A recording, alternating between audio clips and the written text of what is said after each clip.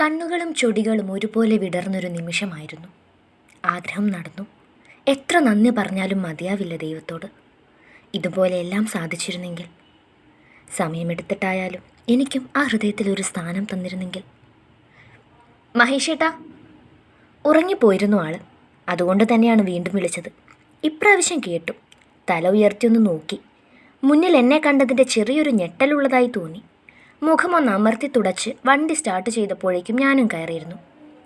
Happy birthday മഹേഷേട്ടാ, നിറഞ്ഞ ചിരിയോടെ പുറകിലിരുന്ന് വിളിച്ചു പറഞ്ഞു. തലചിരിച്ചൊന്ന് നോക്കി. അല്ലാതെ പ്രത്യേകിച്ച് ഭാവമൊന്നും ഇല്ലായിരുന്നു. ചുണ്ടൊന്ന് ചുളുങ്ങി. വിഷ് ചെയ്യുമ്പോൾ അറ്റ്ലീസ്റ്റ് ഒരു താങ്ക്സ് എങ്കിലും പറയണം മഹേഷേട്ടാ. സൗകര്യമില്ല. നിന്നോടാരോ പറഞ്ഞത് എൻ്റെ ബർത്ത്ഡേ ആണെന്ന്. സ്നേഹിക്കുന്ന ആളുടെ ബർത്ത്ഡേ ഒക്കെ പിന്നെ അറിഞ്ഞു വെക്കണ്ടേ? സ്വല്പം നാണം കലർത്തി പറഞ്ഞു. കണ്ണാടിയിൽ കൂടി കോർപ്പിച്ചൊരു നോട്ടം കിട്ടി. അയ്യോ എൻ്റെ പൊന്നെ, നോക്കി പേടിപ്പിക്കണ്ട. മഹേഷേട്ടൻ്റെ ബയോയിൽ കണ്ടതാ. എന്ത്? ഫേസ്ബുക്ക്. അമർത്തിയൊന്ന് മൂളിയെന്നല്ലാതെ ആ മുഖത്തിനൊരയവ് വന്നില്ല. ഇത്രയ്ക്ക് ദേഷ്യമാണോ മഹേഷേട്ടൻ എന്നോട്? സ്നേഹിക്കുന്നതൊക്കെ തെറ്റാണോ അപ്പോൾ? അല്ല, തെറ്റല്ല. ആരെ വേണേലും സ്നേഹിക്കാം. പക്ഷേ തിരിച്ചു കിട്ടണമെന്ന് വാശി കാട്ടാൻ പാടില്ലല്ലോ. എന്നാൽ ഇവിടെ എനിക്കതിന് കഴിയുന്നില്ല. അമ്പിളിമാമന് വേണ്ടി വാശി പിടിക്കുന്ന കുഞ്ഞു കുട്ടിയായി പോവുക ഞാൻ. വാശി തന്നെയാണ് മഹേഷേട്ടൻ തിരികെ സ്നേഹിക്കണമെന്ന വാശി. പക്ഷേ ബുദ്ധിമുട്ടിക്കില്ല, പിടിച്ചെടുക്കുകയില്ല. തരുമ്പോൾ മാത്രം മതി. അതുവരെ മറ്റാർക്കും വിട്ടുകൊടുക്കാതെ കൺമുന്നിൽ കണ്ടുകൊണ്ട് കാത്തിരുന്നോളാം. നിശബ്ദത കണ്ടിട്ടാണെന്ന് തോന്നുന്നു ആളിടയ്ക്ക് പുറകിലേക്കൊന്ന് തിരിഞ്ഞു നോക്കി. കിട്ടിയ അവസരം പാഴാക്കാതെ മനസ്സ് നിറഞ്ഞൊന്ന് ചിരിച്ചു കാട്ടി. തിരിച്ചുണ്ടാകില്ല എന്നറിഞ്ഞിട്ടും. അതെ, മഹേഷേട്ടൻ എന്താ റിക്വസ്റ്റ് അക്സെപ്റ്റ് ചെയ്യാത്തേ? മെസ്സേജിന് റിപ്ലൈ തരാത്തേ? പൊന്നു കൊച്ചേ, നിന്നോട് ഞാൻ മലയാളത്തിൽ തന്നെയല്ലേ പറഞ്ഞത്? അതൊന്ന് മനസ്സിലാക്കാൻ ശ്രമിച്ചൂടെ? വെറുതെ മനുഷ്യനെ ബുദ്ധിമുട്ടിപ്പിക്കാൻ. ഞാൻ ബുദ്ധിമുട്ടിച്ചില്ലല്ലോ. ഇഷ്ടമുള്ളതുകൊണ്ടല്ലേ ഇങ്ങനെ പുറകെ വരുന്നേ? അങ്ങനെ വരരുതെന്നാണ് പറഞ്ഞത്. എനിക്ക് നിന്നെ ഇഷ്ടമല്ല, ഇനി ഒട്ടും ഉണ്ടാവുകയുമില്ല. നിന്റെ വട്ടിന് കൂട്ടുനിൽക്കലല്ല എൻ്റെ പണി. വട്ടോ? ഇത് വട്ടോ? മഹേഷേട്ടൻ ഇപ്പോഴും ഞാൻ തമാശയായിട്ടാണെന്ന് വിശ്വസിച്ചിരിക്കുക? അതെ, സത്യം അത് തന്നെയാണ്. നാളെ നിനക്ക് ഇതൊക്കെ തമാശയായിട്ട് തോന്നും, ഇപ്പം സീരിയസ് ആയിട്ടും. അത് ഈ പ്രായത്തിൻ്റെയാണ്. ഞാനൊരു കാര്യം പറയാം ചിന്മയ, ഇനി മേലിൽ ഇമാതിരി വർത്താനവുമായിട്ട് ശല്യം ചെയ്യരുത്. പെണ്ണായിപ്പോയി, ഇല്ലെങ്കിൽ കരുണടിച്ച് പൊട്ടിച്ചേനെ ഞാൻ. ആദ്യം സമാധാനത്തിൽ പറഞ്ഞു തുടങ്ങിയയാൾ പിന്നീട് അവസാനിപ്പിച്ചത് പല്ല് ഞെരിച്ചുകൊണ്ടാണ്. ഒന്നും തിരികെ പറയാനുണ്ടായില്ല. ആ ദേഷ്യത്തിന് മുന്നിൽ നാവടങ്ങി. പക്ഷെ അംഗീകരിച്ചു കൊടുക്കാൻ വയ്യ. ഇവരാരും പറയുന്നത് പോലെ തമാശയല്ലിത്. ഒരു ദിവസം മഹേഷേട്ടനത് മനസ്സിലാക്കും. വീട്ടിലെത്തിയ മഹേഷിൻ്റെ പുരികം ചുളിഞ്ഞു. ഉമ്മറത്തിരിക്കുന്ന ബൈക്കും പടിക്കെട്ടിന് താഴെ കിടക്കുന്ന ചെരുപ്പും കണ്ടപ്പോൾ തന്നെ അവൻ ഊഹിച്ചു മായയും അളിയനും വന്നിട്ടുണ്ടെന്ന്. മഹേഷ് ചെറിയ ചിരിയോടെ അകത്തേക്ക് കയറി. എല്ലാവരും ഹാളിൽ തന്നെയുണ്ട്. അമ്മയും അച്ഛനും മായയും അളിയനും മീനുവും ഒക്കെ. ഹാപ്പി ബർത്ത്ഡേ ഏട്ടാ. മായ മഹേഷിനെ ചെന്നൊന്ന് പുണർന്നു. അവനും അവളെ ചേർത്ത് പിടിച്ചു. അളിയന് നേരെയും ഒന്ന് കൈ കൊടുത്തു. എന്തൊക്കെയുണ്ട് സന്ദീപേ വിശേഷം? വീട്ടിലെല്ലാവർക്കും സുഖമല്ലേ? അവർക്കൊപ്പം ഒന്ന് ഇരുന്നു കൊണ്ട് മഹേഷ് ചോദിച്ചു. ആ നേരം തന്നെ ആയമ്മ ഒരു ഗ്ലാസ് ചായ എടുത്തുകൊണ്ട് അവൻ്റെ കയ്യിൽ കൊടുത്തു.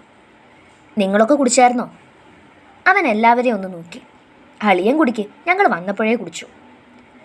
എപ്പോൾ എത്തി നിങ്ങൾ? വരുമെന്ന് പറഞ്ഞില്ലല്ലോ. പറഞ്ഞാൽ സർപ്രൈസ് ആകില്ലല്ലോ ഏട്ടാ. കുഞ്ഞൊരു ക്രീം കേക്ക് എടുത്തുകൊണ്ട് മായ മേശമേൽ വെച്ചു. ഓ, അപ്പോൾ അതായിരുന്നു. അതെ, ഏട്ടൻ വന്നേ, കേക്ക് മുറിക്കാം. മായവൻ്റെ കയ്യിൽ പിടിച്ചു വലിച്ചു. സന്ദീപ് നിർബന്ധിച്ചു. ഇതിൻ്റെ ഒന്നും ആവശ്യമില്ലായിരുന്നു മോളെ. അവൻ താല്പര്യമില്ലാത്തതുപോലെ പറഞ്ഞു. പണ്ടോ അതെ, മഹേഷിനിങ്ങനെ കേക്ക് മുറിക്കലും ബർത്ത്ഡേ പാർട്ടിയൊന്നും താല്പര്യമുള്ള കാര്യമല്ല. അതുകൊണ്ട് തന്നെയാണ് മായ അതേക്കുറിച്ച് അവനോട് സംസാരിക്കാഞ്ഞതും. അറിഞ്ഞാലേട്ട സമ്മതിക്കില്ല എന്നവൾക്ക് ഉറപ്പുണ്ടായിരുന്നു. എല്ലാവരുടെയും നിർബന്ധത്തിന് വഴങ്ങി അവൻ പതിയെ കേക്ക് കട്ട് ചെയ്തു. മീനുവും മായയും സന്ദീപും കൂടി കൈയടിച്ച് പാടി. ആയ്മയും അച്ഛനും നോക്കിയിരുന്നു. മുറിച്ചെടുത്ത ആദ്യ കഷ്ണം മഹേഷ് കിടക്കുന്ന അച്ഛൻ്റെ വായിലേക്ക് വെച്ചു കൊടുത്തു. പിന്നെ അമ്മയുടെ വായിലേക്ക്. തിരികെ ചെറിയൊരു കഷ്ണം അവനും നൽകി. അന്ന് മായയും സന്ദീപും അവിടെ നിൽക്കാൻ തീരുമാനിച്ചു. എല്ലാവർക്കും അതൊരു സന്തോഷമായിരുന്നു. അത്താഴമൊക്കെ കഴിഞ്ഞിട്ട് എല്ലാവരും കൂടെ വരാന്തയിലേക്ക് ഇറങ്ങിയിരുന്നു. കുറേ നേരമായിട്ട് മായയും സന്ദീപും കൂടി പരസ്പരം കണ്ണ് കാണിക്കുന്നുണ്ട്. അടുത്തിരിക്കുന്നവർ അത് ശ്രദ്ധിക്കുന്നുമുണ്ട്. കാര്യം വേറൊന്നുമല്ല, ഇരുവർക്കും എന്തോ പറയാനുണ്ട്. അതിൻ്റെ വെപ്രാളമാണ് ഈ കാണിക്കുന്നത്. ഏട്ടാ, അവസാനം ഒരു തീരുമാനമായ പോലെ മായ തന്നെ തുടക്കമിട്ടു. മഹേഷ് മായമ്മയും മീനുവും കൂടി അവളെ നോക്കി. ഞങ്ങൾക്കൊരു കാര്യം പറയാനുണ്ടായിരുന്നു. അവളൊന്ന് വിക്കി. അതിന് നീ എന്തിനാ കൊച്ചി ഇങ്ങനെ മുഖവുരിടുന്നത്?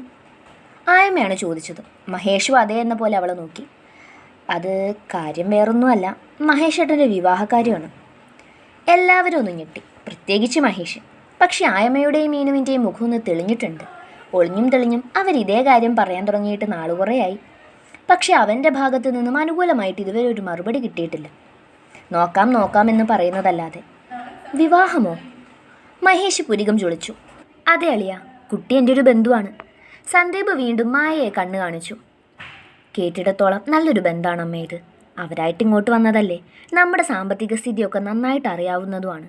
മഹേഷ് ഏട്ടനെ അവർക്കൊക്കെ അറിയാവുന്നതല്ലേ. ഏട്ടൻ്റെ സ്വഭാവം മാത്രമേ അവർ നോക്കുന്നുള്ളൂ. ആയമ്മയ്ക്കും നല്ലൊരു ബന്ധമായിട്ട് തോന്നി. പക്ഷെ അവൻ്റെ മുഖം മാത്രം തെളിഞ്ഞിട്ടില്ല. അളിയനൊന്നും പറഞ്ഞില്ല. ഏയ്, അതൊന്നും ശരിയാവില്ല അളിയ. ഈ ഒരവസ്ഥയിൽ ഒരു കല്യാണം എന്നൊക്കെ പറയുമ്പോൾ. അവൻ സന്ദീപിൻ്റെ മുഖത്തേക്ക് ഉറ്റുനോക്കി. ഈ ഒരു സിറ്റുവേഷനിൽ ഇത് നടക്കുന്നതാണ് അളിയ നല്ലത്. നിങ്ങൾക്കതൊരു സഹായമാവുകയേ ഉള്ളൂ. അവരെന്തായാലും അവരുടെ കൊച്ചിനൊന്നും ചെയ്യാതിരിക്കില്ല. അത് വെച്ച് കുറേ കടം തീർക്കാനും പറ്റും. ഏയ്, അത് മോശമാണ്. സ്ത്രീധനെടുത്ത് കടം വീട്ടാനും മാത്രം. ഇപ്പോൾ അളിയൻ അതേക്കുറിച്ചൊന്നും ചിന്തിക്കണ്ട. ചിലപ്പോൾ ഈ ബന്ധം കൊണ്ട് എല്ലാവർക്കും നല്ലതേ ഉണ്ടാകൂ. അതെ ഏട്ടാ, എന്തായാലും ഏട്ടൻ കല്യാണം കഴിക്കണം. അപ്പോൾ പിന്നെ അറിയുന്നൊരു കുട്ടി കൂടിയാകുമ്പോൾ എനിക്ക് നല്ലതായിട്ട് തോന്നുന്നു മോനെ. പോരാത്തതിന് സന്ദീപ് മോൻ്റെ ബന്ധുവും. നീ ഒന്ന് സമ്മതിക്കു കുഞ്ഞേ. എല്ലാവരുടെയും അഭിപ്രായം ഉയർന്നു. അവനും മാത്രം ഒന്നും പറയാനില്ലായിരുന്നു. വിവാഹം എന്നൊക്കെ പറയുമ്പോൾ ശരിയാവില്ല. കടത്തിന് മേൽ കടമായിട്ട് നിൽക്കുമ്പോൾ അതിനിടയ്ക്കൊരു പെൺകൊച്ചിനെ കൂടി വലിച്ചിടുന്നത് ശരിയല്ല, അവൻ ഓർത്തു. താല്പര്യമില്ലെങ്കിൽ വേണ്ടളിയ. എന്തായാലും അതുവരെ വന്നൊന്ന് കാണ്, എന്നിട്ട് ബാക്കി നോക്കാം പോരെ. അവസാനം എന്ന പോലെ സന്ദീപ് ഒന്ന് ചോദിച്ചു. നിവൃത്തിയില്ലാതെ മഹേഷ് അതിനൊന്ന് മൂളിക്കൊടുക്കുകയും ചെയ്തു. അതോടെ എല്ലാവരുടെയും മുഖം തെളിഞ്ഞു. മഹേഷ് അകത്തേക്ക് കയറിയ പുറമെ പെണ്ണ് കാണലിനെ കുറിച്ച് വരെ അവിടെ ചർച്ചയായി. അടുത്ത പീരീഡ് ആ സുദർശന സാറിൻ്റെ ആണ്. ഒന്നുമേ മനുഷ്യന് ഉറക്കം വന്നിട്ട് വയ്യ. അങ്ങേരുടെ ക്ലാസ് കൂടിയാകുമ്പോൾ പിന്നെ സുഖമായി. സരിത ടീച്ചറിൻ്റെ ക്ലാസ് നടക്കുന്നതിനിടയിലാണ് നിത്യ സ്വകാര്യം പോലെ പറഞ്ഞത്. ഞാൻ രക്ഷപ്പെട്ടു. എന്നെ അവരിപ്പോൾ വന്ന് പാടാൻ വിളിക്കും. ഓ, നീ പിന്നെ വലിയ പാട്ടുകാരി ആയതുകൊണ്ട് രക്ഷപ്പെട്ടു. നമ്മുടെ കാര്യം അതുപോലെ അല്ലല്ലോ. വാക്കുകളിൽ തികച്ചും പരിഭവം. ചിരി വന്നു പോയി. ഒരു കണക്കിന് ഞാൻ രക്ഷപ്പെട്ടു. ഈ വരുന്ന 30-ന് ആണ് സബ് ജില്ലാ കലോത്സവം. ഒപ്പനയ്ക്ക് പാട്ട് പാടാൻ ഞാനും ഉണ്ട്. ഇന്നതിൻ്റെ പ്രാക്ടീസാണ്. അടുത്ത അവർ വന്ന് വിളിക്കുമെന്ന് ഉച്ചയ്ക്കത്തെ ഇൻ്റർവെല്ലിന് പറഞ്ഞിരുന്നു. എന്തായാലും സാറിൻ്റെ ക്ലാസ് പോയി കിട്ടി. ഒന്ന് ബെല്ലടിച്ചിരുന്നെങ്കിൽ ഇറങ്ങിപ്പോകായിരുന്നു. ആരോടെന്നില്ലാതെ പറഞ്ഞു. നാവെടുത്തില്ല. അതിനു മുൻപ് തന്നെ ബെല്ലടിച്ചിരുന്നു. നന്ദി പറഞ്ഞ് ബുക്കുമായി ടീച്ചർ ഇറങ്ങിയ പുറകെ ബുക്കും മടക്കി ഞാൻ ബാഗിൽ വെച്ചിരുന്നു. ഓ, എന്തൊരു ശുഷ്കാന്തി! ഇത് പഠിക്കുന്നത് കാണുന്നില്ലല്ലോ. പൂജ ഒന്ന് പുച്ഛത്തോടെ ചോദിച്ചു. കൂടെ വരാൻ പറ്റാത്തതിൻ്റെ വിഷമം അല്ലാതൊന്നുമില്ല. നന്നായിട്ടൊന്ന് ഇളിച്ചു കൊടുത്തു. ചിന്മയ! ഡോറിനടുത്ത് നിന്ന് ഒപ്പന ടീമിലെ പിള്ളേർ വിളിച്ചതും ഇരുന്നിടത്ത് നിന്നും ബാഗും എടുത്ത് ഞാൻ എഴുന്നേറ്റിരുന്നു. ഇന്നിന് ക്ലാസ് കയറില്ല. സ്കൂൾ വിടുന്നത് വരെ പ്രാക്ടീസാണ്. മുൻപേ പെർമിഷൻ വാങ്ങിയിരുന്നു. അപ്പം ചേച്ചി പോയിട്ട് വരാം. എവിടെങ്കിലും ഇറങ്ങിപ്പോ ശവമേ. ഡി, നിങ്ങൾ നിൽക്കണ്ട കേട്ടോ. വൈകുന്നേരം ചന്തുവേട്ടൻ വിളിക്കാൻ വരും. നിങ്ങൾ പൊക്കോ. ഇറങ്ങുന്നതിന് മുൻപ് തിരിഞ്ഞു നിന്നൊന്ന് ഓർമ്മപ്പെടുത്തി. ശേഷം അവർക്കൊപ്പം ഗ്രൗണ്ടിലേക്ക് പോയി. കോൽക്കളിക്കും ദഫുമുട്ടിനും സംഘനൃത്തത്തിനുമൊക്കെയുള്ള പിള്ളേർ ഗ്രൗണ്ടിലും സ്റ്റേജിലുമായിട്ടുണ്ട്. ക്ലാസ് ടൈം ആയതുകൊണ്ട് ബാക്കി പിള്ളേരൊക്കെ ക്ലാസ്സിലാണ്. സ്റ്റേജിൻ്റെ ഒരു മൂലയ്ക്ക് നിന്ന് ഞങ്ങളും പ്രാക്ടീസ് തുടങ്ങി. 3-4 തവണ പാടിക്കഴിഞ്ഞപ്പോൾ തൊണ്ടയിലെ വെള്ളം പറ്റി. സയൻസിലെ ആതിരയെയും കൂട്ടി വെള്ളമെടുക്കാൻ പോയപ്പോഴാണ് വരുൺ വീണ്ടും വന്ന് മുന്നിൽ ചാടിയത്. ശല്യം! ഇതിന് വേറൊരു പണിയില്ല ഈശ്വര. ചിന്മയൊന്നും പറഞ്ഞില്ല. അടുത്ത് വന്ന് നിന്ന് താളം ചവിട്ടുന്നു. കാലും അടുത്തൊന്ന് കൊടുക്കാൻ തോന്നി. അത്ര ഒലിപ്പിച്ചാ നിൽപ്പ്. പറയാനെന്താ? താല്പര്യമില്ല. അയ്യോ, അതെന്താ? താൻ ആലോചിച്ചില്ലേ? ആലോചിച്ചോ? അതുകൊണ്ട് തന്നെയാണ് പറഞ്ഞത്. ഇനി മേലി പുറകെ ഇതും പറഞ്ഞു വരരുത്. എന്തുകൊണ്ടാണ് താൻ നോ പറഞ്ഞത്? എനിക്ക് വേറൊരു റിലേഷൻ ഉണ്ട്. ആരെ? മഹേഷ് എന്നാണ് പേര്. 3 വർഷമായിട്ട് ഇഷ്ടത്തിലാണ്. ഇനി മേലെ ചോദിച്ചു വരരുത്. ഞാൻ കംപ്ലൈൻറ്റ് ചെയ്യും. എന്തൊക്കെ നുണയാണ് ഈശ്വര പറഞ്ഞത്. അപ്പം അതാണ് തോന്നിയത്. അല്ലെങ്കിൽ തന്നെ ഇപ്പം എന്താ? മഹേഷ് ഏട്ടനെ എനിക്കിഷ്ടമല്ലേ? കുറച്ച് നാൾ കഴിയുമ്പോൾ അയാൾക്കും ഇഷ്ടമാകും. പിന്നെന്താ? സ്വയം ഒന്ന് ആശ്വസിച്ചുകൊണ്ട് വീണ്ടും പ്രാക്ടീസിലേക്ക് തിരിഞ്ഞു. വൈകുന്നേരം ഏട്ടനും അമ്മയും അച്ഛനും ഞാനും കൂടി ഒരു സിനിമയ്ക്ക് പോയി. ചന്തുവേട്ടൻ വന്നു കഴിഞ്ഞാൽ പിന്നെ ഇടയ്ക്ക് അത് പതിവുള്ളതാണ്. എത്തിയപ്പോൾ 10 മണിയോട് അടുത്തിരുന്നു. ഫുഡൊക്കെ പുറത്തു നിന്നും കഴിച്ചതുകൊണ്ട് വന്ന ഉടനെ ജസ്റ്റ് ഫ്രഷായി കിടന്നു. ഇപ്പോഴാണ് ഫോണൊന്നെടുത്തത്. തിയേറ്ററിൽ വെച്ച് എടുത്തത് പോലുമില്ല. വണ്ടിയിൽ കയറിയാൽ പിന്നെ ഇതിലോട്ട് നോക്കാൻ പോലും പറ്റില്ല. ഛർദ്ദിക്കാൻ വരും. അതുകൊണ്ട് അതിന് മുതിർന്നില്ല. എടുത്തപ്പോൾ തന്നെ അഞ്ജു ചേച്ചിയുടെ മിസ്ഡ് കോൾ കണ്ടു. എന്തിനാണാവോ വിളിച്ചത്? വീണ്ടും മഹേഷേട്ടൻ്റെ കാര്യത്തിൽ എന്തെങ്കിലും എതിരെ പറയാനാണെങ്കിൽ പിശാസിനെ ഞാൻ കൊല്ലും. എന്തായാലും തിരിച്ചു വിളിച്ചു. വേറെ എന്തിനെങ്കിലും ആണെങ്കിലോ? 1-2 വട്ടം റിങ് ചെയ്തിട്ടാണ് കോൾ എടുത്തത്. ഹലോ, ആ അഞ്ജേച്ചി, ഇത് ഞാനാ ചിപ്പി. മനസ്സിലായി പെണ്ണെ. ചേച്ചി വിളിച്ചിരുന്നല്ലേ? ഞാൻ തിയേറ്ററിലായിരുന്നു, അതാ എടുക്കാൻ പറ്റാഞ്ഞ്. ഇപ്പം എത്തിയതേ ഉള്ളൂ ചേച്ചി. ആടാ, തോന്നി എന്തെങ്കിലും തിരക്കായിരിക്കുമെന്ന്. ഞാൻ വെറുതെ വിളിച്ചതാടാ. ഏയ് വെറുതെയോ? ആടി, ഇന്നൊരു കാര്യം അറിഞ്ഞു. നിന്നോടതൊന്ന് പറയണമെന്ന് തോന്നി, അത്രേ ഉള്ളൂ. അഞ്ജേച്ചിയുടെ സ്വരത്തിൽ നിന്നും തന്നെ കാര്യം ഗൗരവമുള്ളതാണെന്ന് മനസ്സിലായി. എന്ത് ചേച്ചി? അത് മീനാക്ഷിന്നൊരു കാര്യം പറഞ്ഞടാ. എന്ത് കാര്യം? അത് നിൻ്റെ മഹേഷേട്ടൻ്റെ കല്യാണമായെന്ന്. എന്തോന്നാ ചേച്ചി പറയുന്നേ? കല്യാണോ? ഇത്ര പെട്ടെന്നോ? വിശ്വസിക്കാനായില്ല. കണ്ണ് നിറഞ്ഞു പോകുന്നു.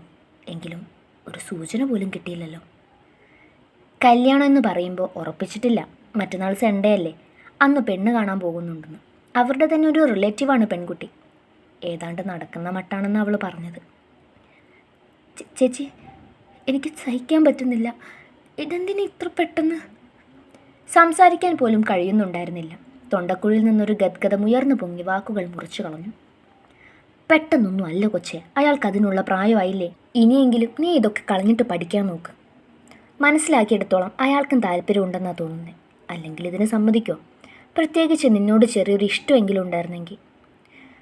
ഞാൻ വെക്കും അഞ്ജേച്ചി, നാളെ വിളിക്കാം. കേട്ട് നിൽക്കാനാകുന്നില്ല. മഹേഷേട്ടൻ്റെ കല്യാണം, അത് മാത്രം മനസ്സിൽ കിടന്ന് വട്ടം കറങ്ങി. എങ്ങനെ സഹിക്കും ഞാനിത്? അത്ര പെട്ടെന്ന് എനിക്ക് അയാളെ മറക്കാൻ കഴിയുമോ? ഒരിക്കലും പറ്റില്ല. ഞാനതിന് ശ്രമിക്കുകയില്ല. ഈ ജന്മം എനിക്ക് വേണം എൻ്റെ മഹേഷേട്ടനെ. അത്രയ്ക്കിഷ്ടം. എന്ത് വന്നാലും ഞാനത് സമ്മതിക്കില്ല.